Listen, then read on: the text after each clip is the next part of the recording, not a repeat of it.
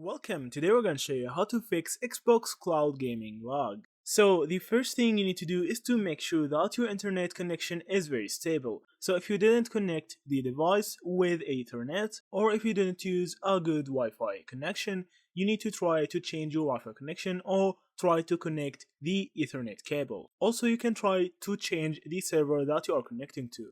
So Xbox Cloud Gaming allows you to choose your server location, so you need to select the server that's closest to your physical location to reduce the latency. This significantly enhances your gaming experience. Also, you can try to optimize your gaming device by keeping it free from unnecessary background apps and processes. Close any applications that might be consuming your device resources. And the last thing, as I already said, wired versus wireless connection. So the wired is better in every way.